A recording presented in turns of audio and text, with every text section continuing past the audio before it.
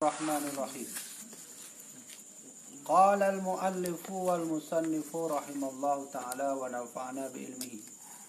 Telah berkata pengarang kitab rahimallahu ta'ala, semoga kita mendapat ilmu dari beliau. Wa mashu jami'il udhunaini. Ya, wa mashu jami'il udhunaini zahirihima wa batinihima bima'in jadidin ay ghairi balali ra'si wa sunnatu fi kayfiyatin mashihima an ayyudkhala musabbahataihi fi simakhaihi wa yudirahuma ala al-ma'atif wa yumirra ibhamaihi ala dhuhurihima thumma yulsiqa kaffaihi wa huma mamlulatani bil udhunaini istidharan. Nah, jadi malam ini kita membahas tata cara bagaimana Rasulullah dahulu mengambil air sembahyang pada saat beliau membasuh atau mencuci dua telinga. Ya, tentunya kita sudah membahas bahagian-bahagian lainnya pada bab-bab yang telah kita bahas ya pada minggu-minggu yang telah lalu. Ya, kemarin kita membahas tentang ya membasuh dua kepala. Nah, kita sudah tahu bagaimana caranya. Sekarang malam ini kita membaca bagaimana ya sistem Nabi, cara Nabi, metode Nabi kita saat beliau berambil air sembahyang bahagian telinga. Ya, coba lihat ya, bagaimana Nabi berwudu.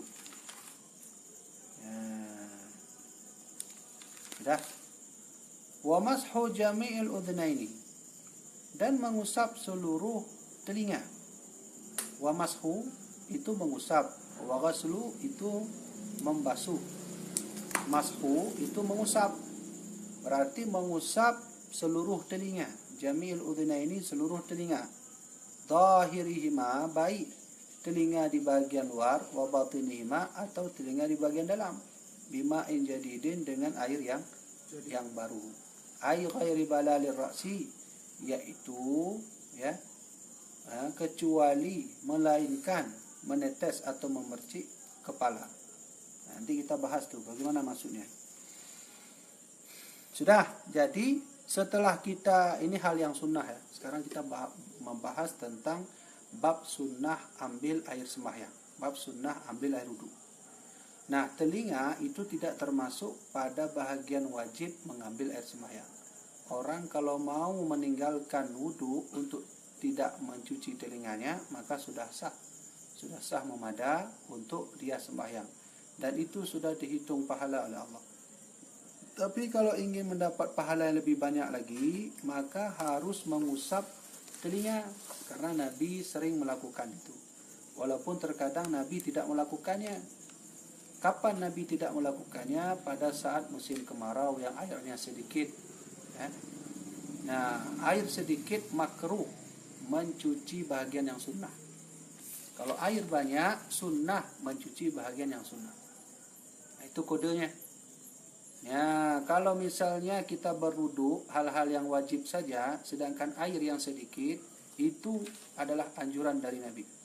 Tapi kalau misalnya air sedikit, musim kemarau, yang sunnah itu kita pakailah untuk ya, kita ambil air sembahyang, maka itu tidak disunahkan lagi. Kenapa tidak disunahkan lagi? Karena air sudah sedikit. Kalau air banyak, maka sunnah harus sampaikan itu. Mana sih anggota-anggota sunnah dalam wudu itu?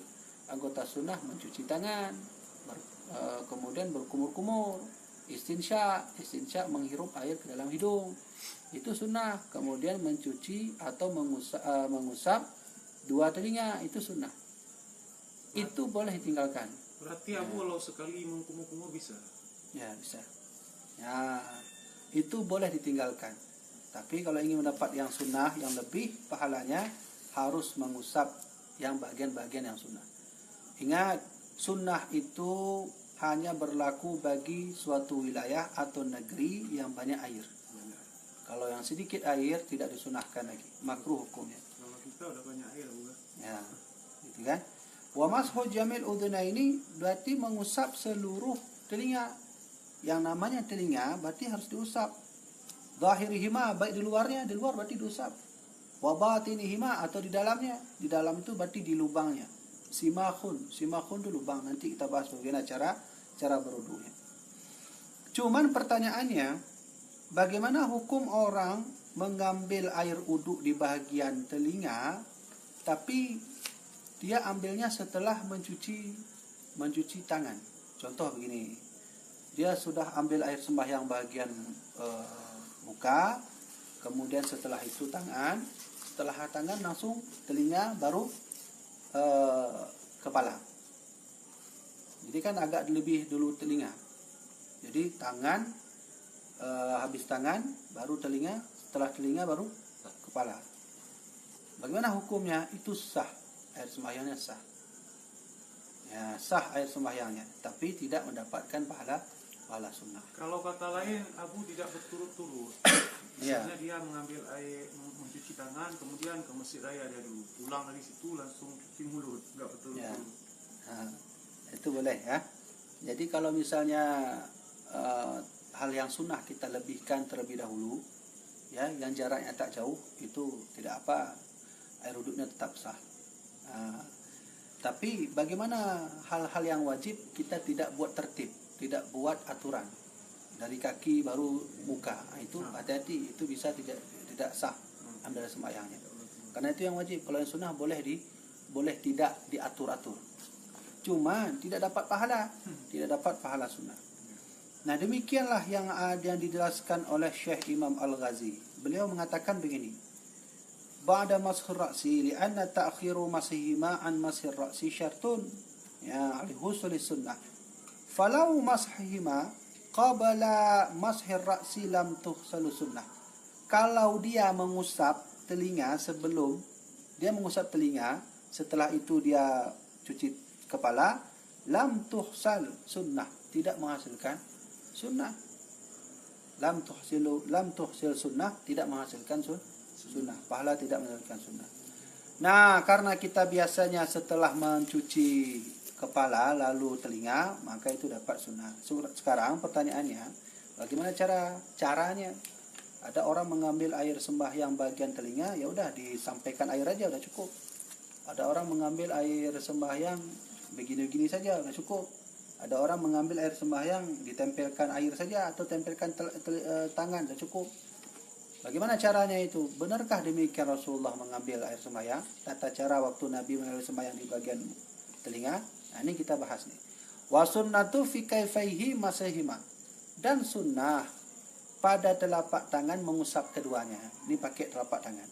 Antudkhila musabbihataihi, memasukkan dua telunjuk. Kemana masukkan? Fi sama khaihi, pada lubang telinga. Ini dia caranya. Coba lihat ya. Begini cara Nabi berwudu. Ambilkan, masukkan ke lubang telinga. Wa yudiruhuma 'alal ma'atif wa yumirra ibhamaihi. Kemudian ambil ibu jari ini, ya kan? Ya, taruh di belakang. Ya kan? Yumirra ibhamaihi. Dilalukan. Yumirra itu dilalukan, dijalankan. Dijalankan wa yudirahuma, diputar. Yudirahuma itu memutar dua telinga dengan ibu jari tadi. Tunduk taruh di sini, putar begini. Ini cara. Ala dhuhurihima, atas yang bagian luarnya.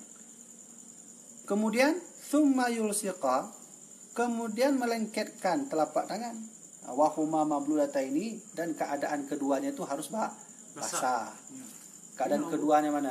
Keadaan keduanya yang tunduk telinga, keadaan keduanya pada ibu jari. Harus basah, nggak boleh kering. Berarti harus basah keduanya, lalu tempelkan. Ini kan tempelkan telapak tangan. Lalu masukkan, diputar ke atas. Itu sunnah Abu kan? Sunnah. Tapi banyak kali orang Abu walaupun menuntut Abu kan, kurang kali yang menempel, membasahi tapak tangan, menempel ini itu jarang kita lihat. Ya. Ini pada Rasulullah. Padahal itu sunnah. Sunnah itu menempelkan dua telapak tangan. Dua telapak tangan dimasukkan baru. Begitulah tata cara Rasulullah SAW mengambil air sembahyang. Kalau ada orang sudah tahu yang demikian lalu dia tidak kerjakan, berarti bisa jadi sunnahnya tak dapat. Kenapa demikian? Karena bisa jadi orang yang mengamalkan ilmu, mengamalkan amal, kalau tak ada ilmu, khilafan kata Imam Ghazali, maka ditolak amalnya. Demikian juga dikatakan oleh Syekh Imam Ibnu Ruslan ya, di dalam kitab I'anatul Talibin. Beliau mengatakan bahwa a'maluhu lam tuqbal. Kalau ada amal yang tidak dipakai ilmunya, a'maluhu tuqbal. Amalnya itu ditolak. La maqbulan, tidak diterima. Ya, begitu caranya. Nah, bagaimana cara yang lain, Dengku? Adakah cara lain kita ambil air sembahyang? Di sini, di dalam kitab ini, ada beberapa cara memang bisa kita ambil air sembahyang. Pertanyaannya, jika ada orang bertanya, bagaimana hukumnya jika orang ambil air sembahyang langsung kedua-duanya? Dia jamak langsung kepala dan telinga. Ya, misalnya begini, dia ambil air yang banyak, ini kan basah, dia ambil banyak, langsung ambil, langsung gitu. Bagaimana hukumnya kalau ada orang seperti itu? Itu sah-sah saja, boleh. Asalkan hal yang wajib pada kepala harus disampaikan, yaitu air harus sampaikan di ujung ini. Sampaikan, berarti ambilkan air, kalau kulah atau keran, ambilkan air, taruh di sini, taruh ke belakang, baru masukkan, gitu. Berarti sekaligus, itu boleh hukumnya. Cuman infisal itu lebih bagus, memisahkan antara keduanya itu lebih disunahkan. Ya, begitu kan? Jadi ambil sembahyang itu bisa seperti itu. Sudah, lanjut sikit lagi. Tulis. Wa takhlilul lihiyati, dan menyela-nyela jenggot. Lanjut lagi, tulis lagi. Wa takhlilul lihiyati, dan menyela-nyela jenggot al-kathati yang lebat. Wa takhlilul lihiyati, dan menyela-nyela jenggot al-kathati yang lebat. Lilin, ya. Kecaki dia Abu bagi. Handit bagi yang karena hana huruf la ini. Lihiyati jenggot arti di hanali. Anjir tak bagi jenggot kan karena na huruf jar di terakhirnya bagi jenggot. Yang kau huruf jar. Yati. Yang huruf jarnya kau huruf jarnya alif lam ma'rifah. Kau huruf jar. Isim Abu. Isim ya. Maunya pakai alif lam berarti takhlilu lillihiyati. Nya kan alif lam. Nya alif lam ma'rifah. Wa takhlilul lihiyati, dan menyela-nyela jenggot al-kathati yang lebat. Bi musallasatin, dengan menigakalikan. Berarti 3 kali dengan mentakhlil 3 kali. Minar rajuli, daripada pihak laki-laki. Berarti jenggot yang punya, ya, laki-laki yang punya jenggot berarti harus 3 kali. Amma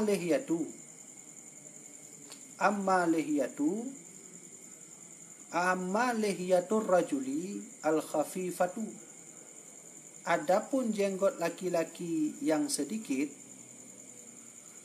Amma lihiyatur rajuli al-khafifatu, adapun jenggot laki-laki yang sedikit. Sudah. Amma lihiyatur rajuli al-khafifatu, adapun jenggot laki-laki yang sedikit. Wa lihiyatul mar'ati, dan jenggot perempuan. Ya, dan jenggot perempuan. Sudah? Ya. Walihiyatul mar'ati, dan jenggot perempuan. Wal khunsa, dan banci. Wal khunsa, banci.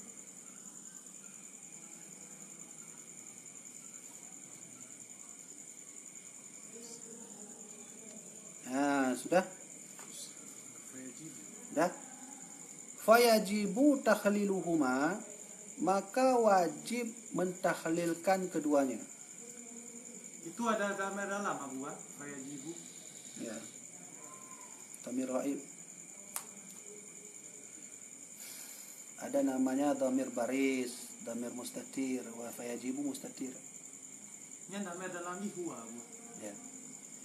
Fayajibu langsung Abu. Fayajibu takhliluhuma, dan wajib mentahlilkan keduanya. Nanti saya jelaskan apa itu tahlil. Tahlil fi'il mudhari' ya bukan? Ya. Tahlil keduanya. Ya. Sudah? Lagi itu. Wa kaifiyatuhu, wa kaifiyatuhu, dan cara bertahlil,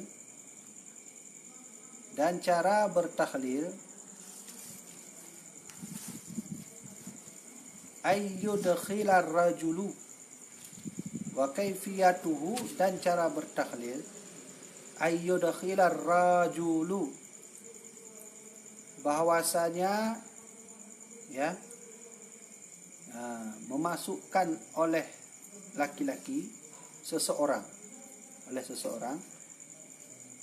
asabi'ahu, ya, akan jari-jarinya,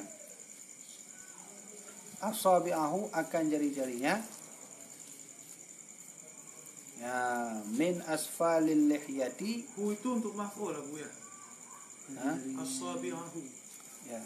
Asabi'anya ka maf'ul ya. Mahamnyahu berarti yang mudhaf ilaihi. Min asfalil lihyati, daripada bawah jenggot, dari bawah jenggot. Sudah.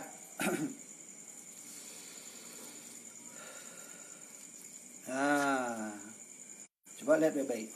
Ini ada pembahasan tambahan di sini, walaupun sudah lewat memang kenyataannya. Ini tentang masalah mencuci jenggot. Itu kan sudah lewat kan? Itu seharusnya masuk kepada pembahasan tentang membasuh muka.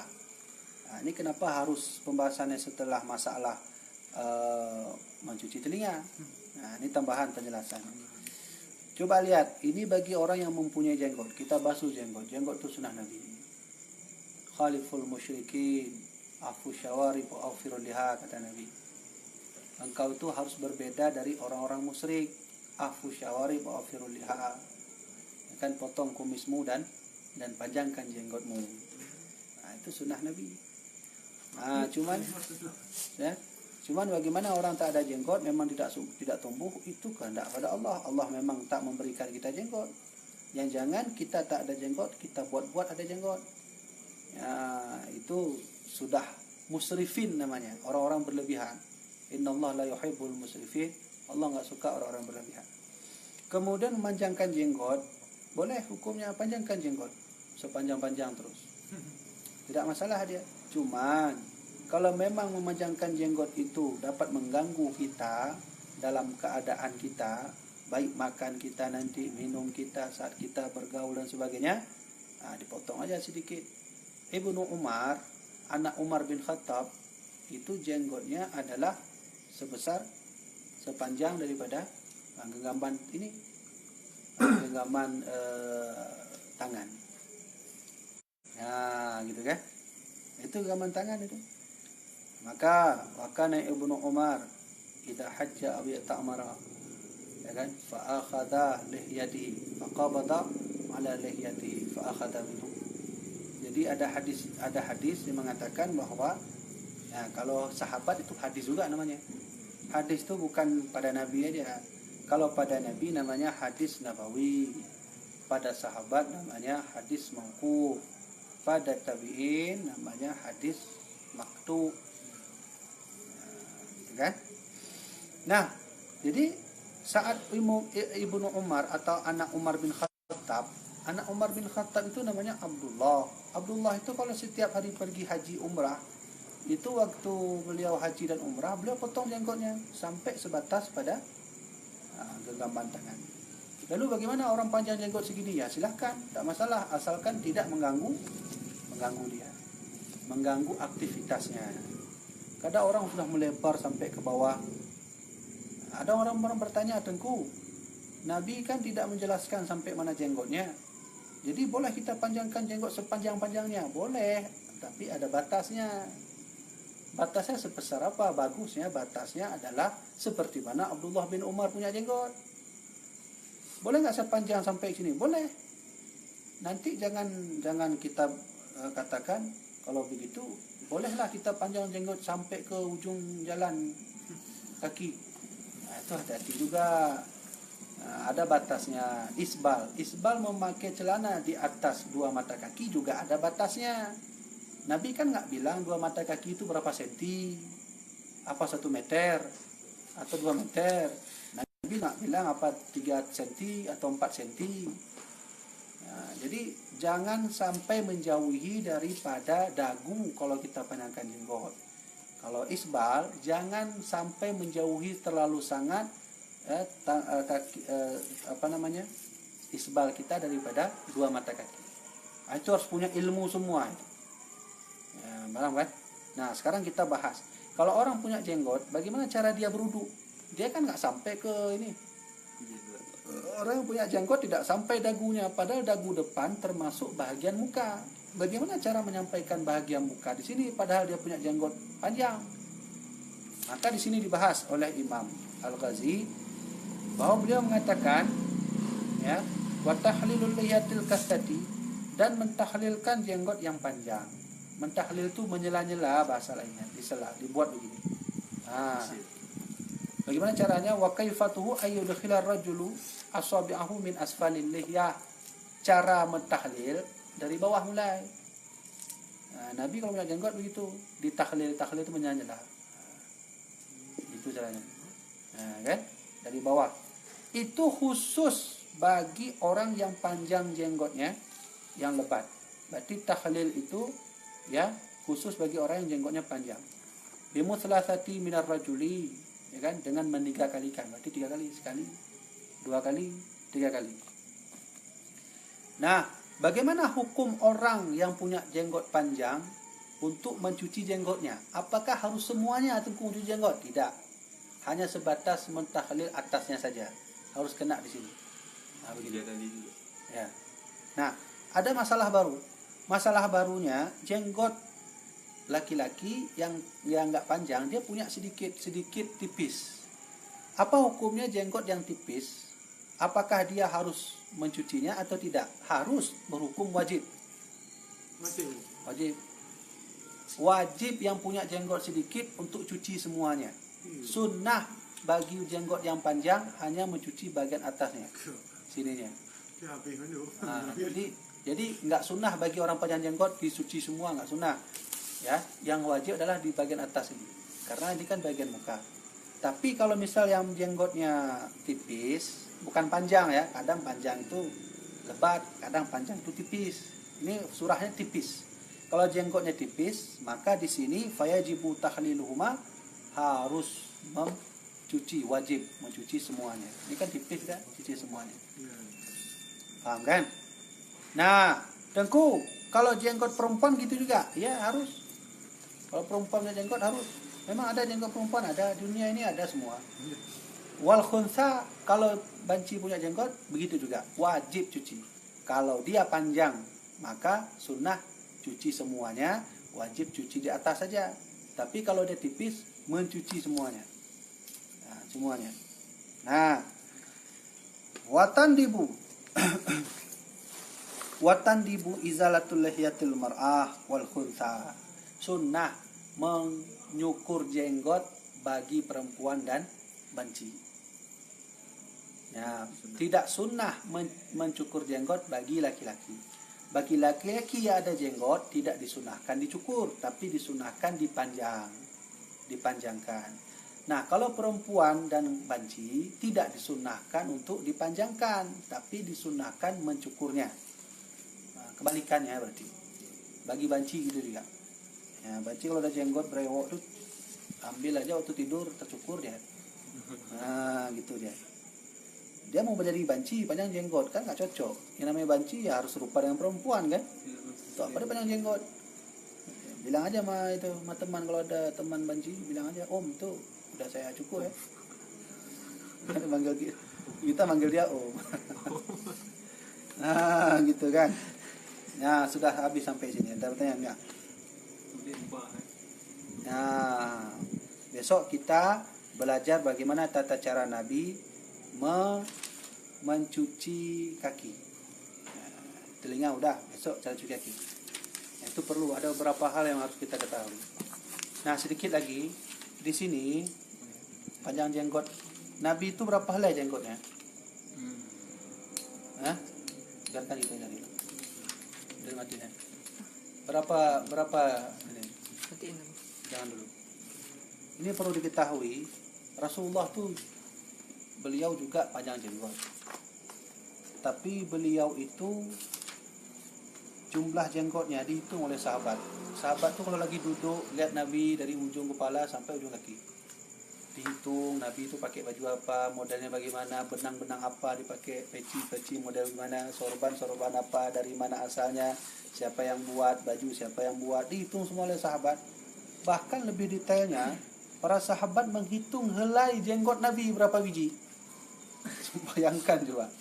Di sini di halaman 97, jenggot Nabi itu mi'atun alfin wa arbatin wa ishrina alfan. Jenggot Nabi itu ada 124.000 helai. 124.000 helai. 124.000 helai. Kok orang bisa menghitung ya? Gimana nggak menghitung? Sahabat Nabi itu kan detail orangnya. Bukan kayak kita mana yang kita sanggup hitung. Kalau sahabat Nabi detail. Sekali sahabat Nabi sekali memandang sesuatu itu betul-betul dicari, dihasilkan dengan cara dia berpikir. Jadi Rasulullah, bayangkan Rasulullah sedang mengajar, dihitung sahabat Nabi, dilihat jenggotnya, dilihat jenggot Nabi, dihitung. Maka kesimpulannya Nabi punya jenggot itu helainya ada 124.000 Nabi, 124.000 helai. Bi'adadil anbiya, seperti mana jumlah para nabi yang ada di bumi. Seluruh para nabi jumlahnya 124.000. Demikian juga helai jenggot Nabi jumlahnya 124.000. Berarti jenggot Nabi itu satu Nabi satu jenggot Nabi. Jumlah helai jenggot Nabi 124.000. Jumlah Nabi seluruhnya di dunia dari Adam sampai Nabi Muhammad juga sama 124.000. Dari 124.000 dikurangi lagi oleh Allah menjadi 25 Nabi. Dari 25 Nabi Allah mengurangi lagi jadi 5 Nabi atau disebut dengan Nabi Ulul Azmi. Dari 5 Nabi Allah kurangi lagi menjadi 1. Ana Sayyidul Anbiya. Saya ini adalah pemimpin para Nabi, kata Nabi. Nanti Nabi kita Muhammad di akhirat nanti akan menjadi pemimpin dari seluruh para Nabi. Maka disebut dengan Sayyidul Mursalin. Kan sering kita dengar Sayyidul Mursalin artinya pemimpin para rasul. Ya, kita udah punya Nabi, enak begitu. Nah, maka khairul umam, kata Nabi, aku diberikan 5 kelebihan oleh Allah yang Allah tak berikan kepada nabi-nabi lain. Salah satunya ayyu'tiya, Allah berikan aku khairul umam, umat yang paling baik. Berarti kita ini umat yang paling baik daripada umat-umat Nabi yang lain. Udah menjadi umat paling baik, bersyukur tak mau, sholat tidak mau, zakat nggak mau, puasa putus-putus, haji banyak uang pun nggak mau pergi. Udah jadi umat terbaik, udah dikasih lagi, masih aja melanggar. Yang pas kita karungi dia, buang ke laut. Sebelum kita buang, kita tusuk dulu, baru kita buang ke laut. Sudah ya, udah habis sampai sini. Ada pertanyaan itu? Jadi aku sedikit ya. Misalnya hari itu kita sudah ambil air sholat, pas kita berdiri di suatu tempat untuk sholat, kan kita niatkan tempat ini sucikan untuk saya sholat. Jadi pas kita lihat di bawah kan ada cecak. Bagaimana hukumnya? Atau bisa mengambil air sembahyang lagi ataupun kita cuci itu aja? Bagaimana? Ya, itu dua jawabannya. Yang pertama, kalau kaki basah, taiknya kering, ambil lagi air sembahyang. Yang kedua, kalau kaki kering, taik basah, juga ambil air sembahyang. Satu lagi, kalau kaki kering, taiknya kering, itu ada 2 jawabannya juga. Yang pertama, kalau kaki kering, taiknya kering, terinjak lalu dia menipis, gimana tuh? Gepeng kalau bahasanya. Itu ambil air sembahyang. Tapi kalau hanya menepis, tertepis. Tertepis hana sengaja. Ya, hana sengaja. Hana sengaja watenya tempat tangkat. Hana tak gilo lagi. Kena gepeng. Kalau kita mau, waktu kita mau injak terinjak tapi tak terinjak sepenuhnya, itu tetap sah air sembahyang. Dengan syarat harus kering kaki, kering dahi. Jadi tengku kan kita injak najis tu kan nggak sengaja. Ya, ini masalahnya nggak sengaja ada dua, nggak sengaja tahu, nggak sengaja tak tahu. Kalau sengaja tahu ambil lagi.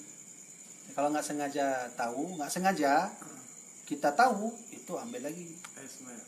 Kalau sengaja tidak tahu, itu nggak masalah. Rufi al-qalam an thalathin, Allah itu tidak menulis catatan keburukan bagi 3 orang golongan.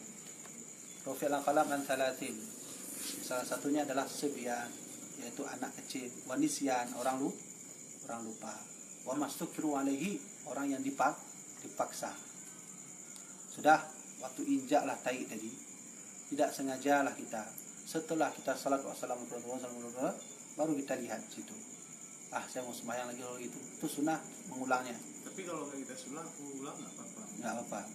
Tapi saat sedang kita sholat, ada orang beritahu, bang itu ada cicak, itu ulang kita.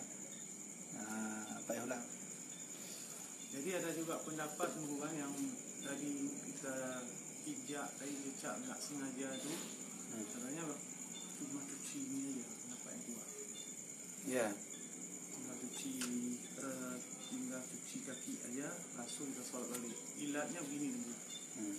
Seperti orang ada tai di belum dia cebok tapi ambil air sembahyang sah. Itu dia mengilatkan hukumnya di situ. Ya.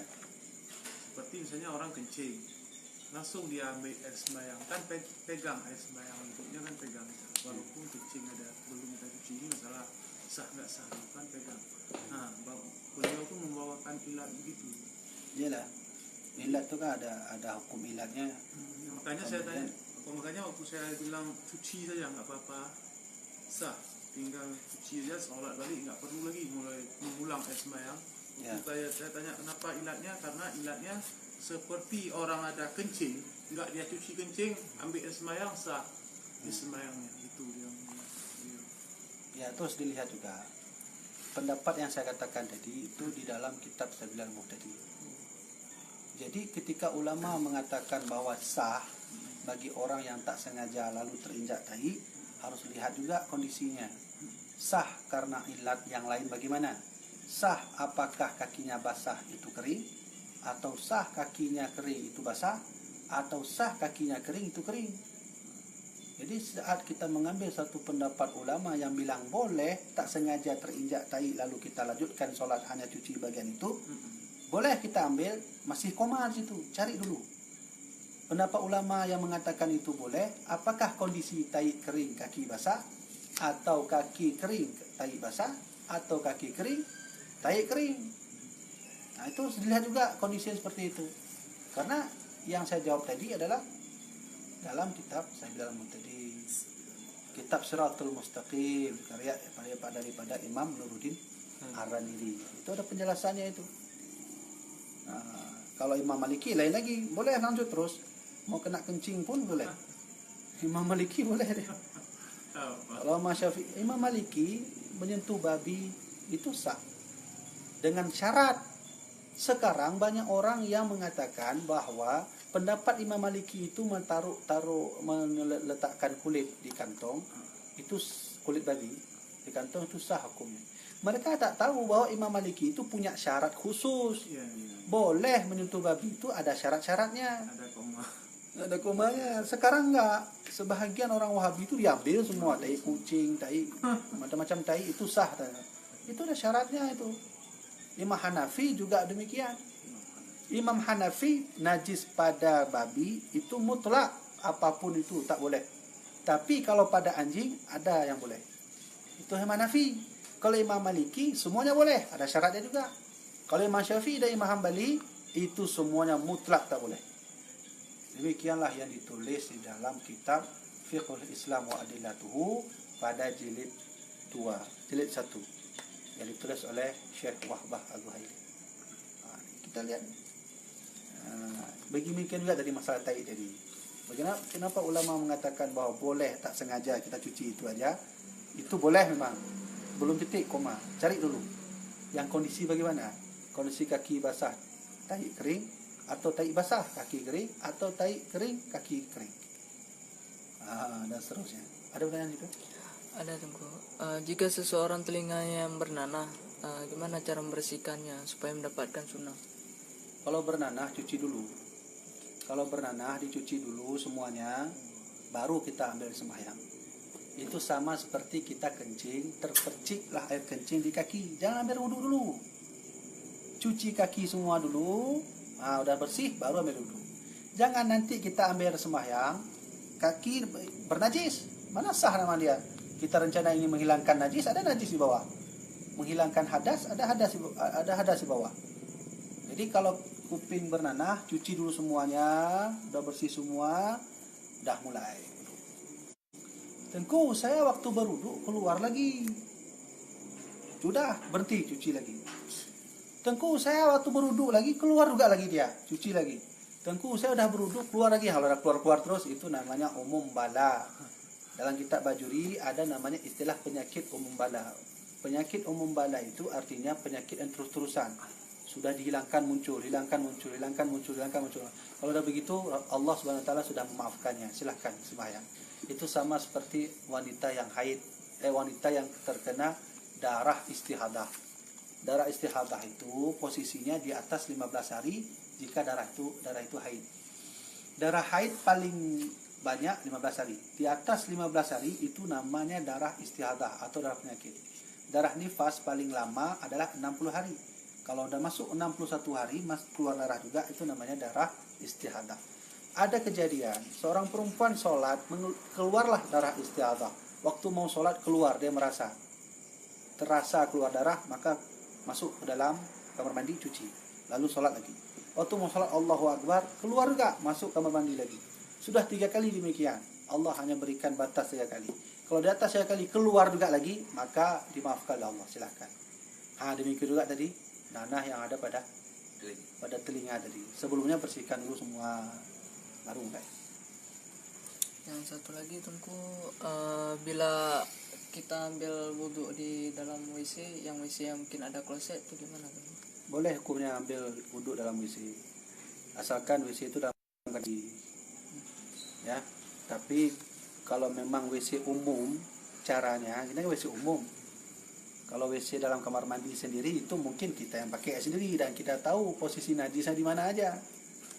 Tapi kalau WC umum orang entah bagaimana, apalagi masuk ke WC terminal sana. WC terminal itu bagaimana? Terminal bis, terminal kereta api.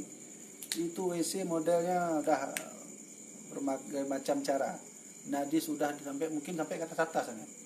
Bagaimana caranya kita mengambil air sembahyang di WC umum? Caranya sebelum kita berwudu, ambilkan air, dicuci dulu lantainya semua. Yang paling penting angkat. Kalau pakai celana, angkat dulu celana.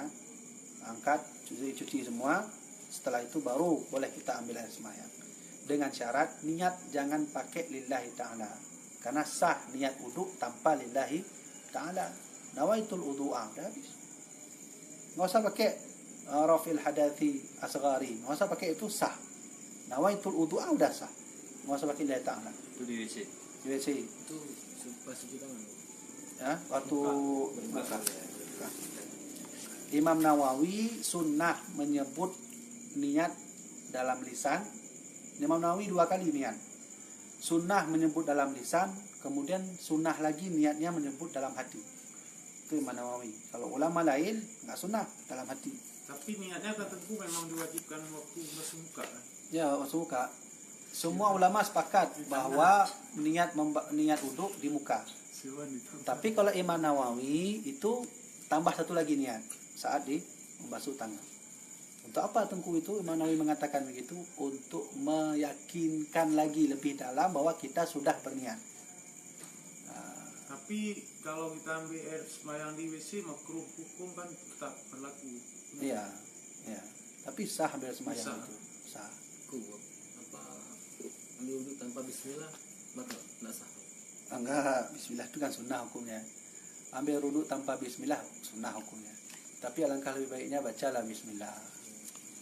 Ya, baca bismillah. Imam Ibnu Mas'ud pernah berkata bahwa kalau kita baca bismillah itu nanti Allah berikan satu pintu surga di dalam kitab Majalasus Saniyah yang dikatakan oleh, yang ditulis oleh Imam Al-Qushani. Coba bayangkan baca bismillah, kan ada cerita Rasulullah SAW waktu Isra Mi'raj, beliau melihat pintu yang besar, pintu itu ada kubah, di bawah kubah itu ada pintu, lalu Rasulullah buka pintu, terlihatlah kalimat bismillah yang sangat besar. Dari bismi, mimnya itu ada lubang, situ keluar air. Bismillah, Allah itu ada lubang, keluar air. Ar-Rahman, mim, keluar air. Ar-Rahim, him kan mim pada akhirnya, keluar air. Maka kata Allah kepada Nabi Muhammad, wahai Muhammad, siapapun umatmu yang ingin seperti ini, falyaqullaha, ucapkanlah bismillahirrahmanirrahim. Nah, di mana kita dapat kisah itu dalam kitab Majalasus Saniyah karya Imam Ahmad Al-Qushani. Nah, Rasulullah juga mengatakan bahwa ya kullu amrin tibalin, tiap-tiap pekerjaan itu penting. La yubda'u bismillah, siapa yang tidak memulai dengan bismillah fahuwa akta, maka terputuslah berkahnya. Berarti harus pakai bismillah. Kemudian dalam kitab Kifayatul Akhyar jilid 1, di sana ada hadis Nabi juga bahwa membaca bismillah itu sunnah hukumnya dalam ibadah. Itu dalam kitab Kifayatul Akhyar jilid 1. Kalau misalnya Abu jadi imam, kita nggak baca bismillah itu nggak sah salat. Imam Syafi'i menyunahkan baca bismillah. Imam Syafi'i, Imam Hambali sunnah baca bismillah. Imam Hanafi demikian juga, kecuali Imam Maliki. Imam Maliki laisa bi ayatin minha, bahwa bismillah itu bukan daripada bahagian Al-Fatihah. Itu menurut Imam Maliki. Tapi Imam Maliki tidak melarang orang yang membaca bismillah waktu baca Al-Fatihah dalam sembahyang. Siapa saja yang menyunahkan membaca bismillah dalam sembahyang, dalam saat membaca bismillah Al-Fatihah, Imam Syafi'i, Imam Hanafi dan Imam Hambali. Itu ayatun minha. Kata Nabi, ada hadis Nabi mengatakan Bismillahirrahmanirrahim ayatun minha. Bismillah itu adalah bahagian daripada surat Al-Fatihah. Itu di dalam kitab Kifayatul Akhyar. Pendapat yang mengatakan Imam Syafi'i itu sunnah membaca bismillah, Imam Hambali sunnah membaca bismillah, Imam Maliki tak sunnah membaca bismillah, Imam Hanafi sunnah membaca bismillah, itu bisa dilihat di dalam kitab Hasyiah Tafsir Sawi, Hasyiah Jalalain. Itu ditulis oleh Imam Sawi pada mukaddimahnya. Itu bisa kita lihat gitu. Nah, sekarang orang mengaku mazhab Syafi'i tak baca bismillah. Ya enak-enak aja lah. Saya waktu ini pernah ambil Imam Maliki lah. Nanti waktu sholat ambil imam-imam lain lah. Anda siapa? Penanut Imam Syafi'i kah? Imam Hambali kah? Imam Hanafi kah? Atau Imam Maliki? Oh, saya Imam Syafi'i. Kalau Imam Syafi'i, ikutilah pendapat Imam Syafi'i. Jangan campur-campur. Karena bukan kemarin waktu sholat di Masjidil Haram kan orang itu tidak membaca A'udzubillahi minasyaitonir rajim, langsung Alhamdulillahirabbil alamin. Sebahagian pendapat orang ulama kita itu tidak sah apabila tidak mensir. Makanya orang tua ada mensir. Biasanya bismillah, alhamdulillah, dia ada sirnya. Kalau nggak ada sir, maka tidak masalah. Ya, boleh kita ambil pendapat demikian. Silakan. Karena ada pendapat Imam Maliki yang mengatakan bismillah tak baca bismillah itu bukan bagian dari Fatihah. Jadi 4 mazhab ini orang Ahlussunnah wal Jamaah. Imam Maliki bilang enggak boleh, Imam Syafi'i bilang boleh, Imam Hambali bilang boleh, Imam Hanafi pun boleh. Tak masalah, itu silakan mau ambil karena itu sunnah hukumnya membaca bismillah saat baca Al-Fatihah. Al-Fatihah itu yang enggak boleh tinggalkan. Fatihah itu wajib. Ya. Terus bagaimana kami Tengku? Baca bismillah enggak? Kamu mazhab apa? Mazhab Syafi'i, baca bismillah. Tengku saya mau Maliki boleh? Boleh baca bismillah, enggak baca bismillah. Tapi kalau kita lihat keadaan tentu misalnya gini, kita lihat daerah Aceh kan Imam Syafi'i, kita pergi ke daerah Suriah sana lain lagi. Cuman kita udah sampai di Suriah sana, kita ikut mazhab orang itu boleh? Ikut madhab orang lain boleh, asalkan ada ilmunya. Jadi ikut-ikutan dah. Yang keikutan. Saya mau ikut mazhab Maliki, buka kitab Maliki, belajar. Apa alasan Imam Maliki bilang seperti ini? Apa alasan Imam Maliki bilang seperti ini? Apa alasan Imam Maliki bilang seperti ini? Itu anjuran dari Imam Ghazali. Mengamalkan sesuatu harus ada ilmunya. Nanti ditanya oleh Allah, kamu mengamalkan amalan siapa di akhirat nanti? Imam Maliki. Saya rasa Imam Maliki nggak pernah demikian. Kenapa kamu mengarang-arang? Wah, saya nggak tahu. Kata orang. Nah, ada kata orang. Tapi Ya kan? beda daerah. Maksudnya Iya. kita tinggal di sana gitu. Mau beda daerah, mau beda tempat, mau beda negara, mau satu negara pun seperti ini, yang sekarang di Aceh mayoritas mazhab Syafi'i, boleh ikut mazhab Maliki. Sekarang coba lihat baik. Apakah kita fanatik pada Imam Syafi'i saja? Tidak. Orang Ahlussunnah wal Jamaah di Aceh mayoritas juga mengikuti pendapat mazhab lain. Contoh, kita perempuan-perempuan kita di Aceh itu tidak memakai cadar. Cadar itu mazhab siapa?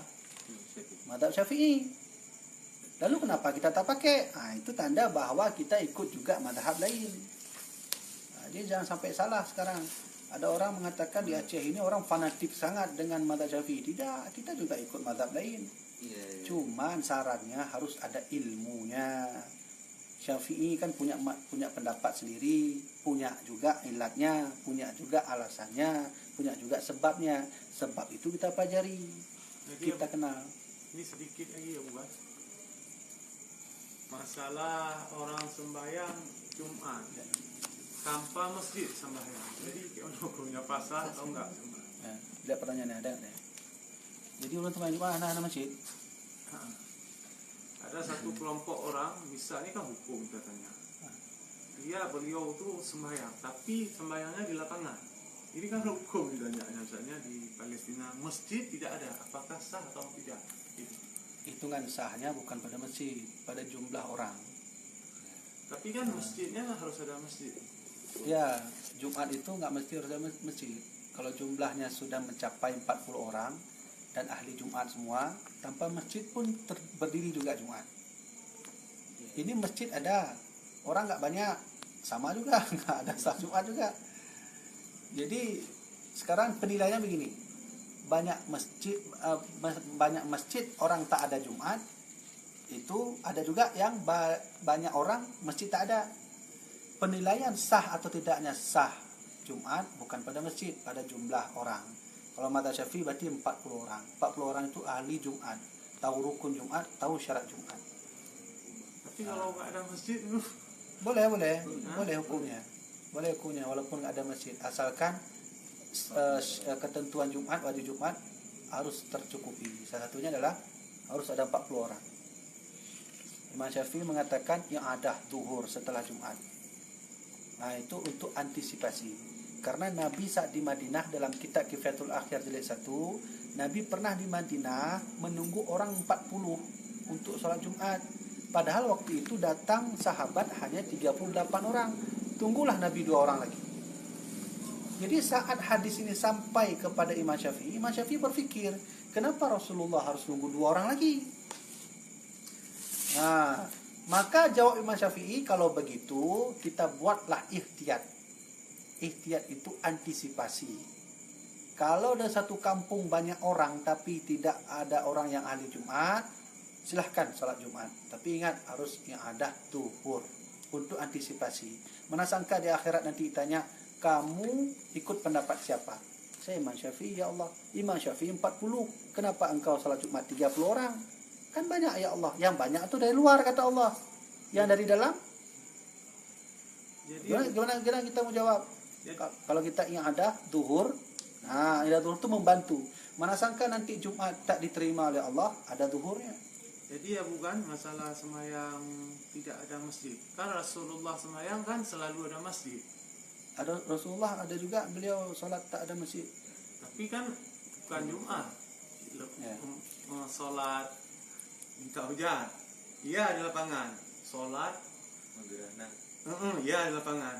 Ya. Sholat ini lagi, sholat lebaran. Terawih bukan. bukan tarawih, sholat lebaran. Sholat. Itu di lapangan. Sedangkan ini Jumat khususnya pertanyaan. Ya, para imam madhab Ada perang kan juga enggak ini. dia termasuk madhab Syafi'i. Makanya saya ini Dalam- bukan saya imam-imam bukan. Saya Ya. tanya apabila sholat Jumat. Nah, coba dengar baik. Di dalam kitab Bajuri yang Anatul Talibin, dalam kitab madhab Syafi'iyah, tidak ada yang tertulis wajib Jumat harus ada masjid. Coba lihat, buka lagi kitab fikih. Di situ tertulis rukun Jumat, syarat Jumat, wajib Jumat. Tidak tertulis satupun situ wajib punya masjid. Coba baca ulang. Ya. Nggak ada. Mungkin ada tempat lain, saya nggak temukan. Selama saya baca kitab Bajuri yang Anatul Talibin, Sabilal Muhtadin, tidak tertulis sedikit pun wajib Jumat, syarat Jumat, rukun Jumat yang harus ada masjid. Nggak ada. Karena situ. bukan masalah ukun khutbah Jumat. Ya. Sedangkan mimbar khatib saja waktu masa Rasulullah kan naiknya ke depan. Ini masalah kita ngomong masjid Rasulullah, mimbar khutbahnya. Nah, jadi kalau nggak ada masjid kan mimbarnya kan diragukan juga. Ya, dia itu kan intinya nggak ada wajib Jumat tuh bukan kewajiban saat kita ada masjidnya. Masjid itu bukan kewajiban Jumatnya. Kalau misalnya ada, saya pasti saya bilang ada. Masalahnya setiap saya baca kitab Bajuri, I'anatul Talibin, Sabilal Muhtadin, Siratul Mustaqim, Kifayatul Akhyar, tidak jelaskan sedikit pun harus ada masjid saat Jumat. Terus bagaimana mimbar? Mimbar itu kan sunnah, mau dia naik ke atas, ya. mau dia dari sini, mau dari samping, bahkan mau bangku biasa pun pakai tongkat dah jadi mimbar. Kita lapangan misalnya nih. Tengku gimana mimbar ini hujan atau mungkin kita nggak ada mimbar, ya udah ambil aja satu tempat injak untuk naik sedikit, karena syarat mimbar harus naik sedikit dari jamaah. Nah, itu yang disunah, yang harus pakai, taruh sedikit, naikkan kaki, udah taruh.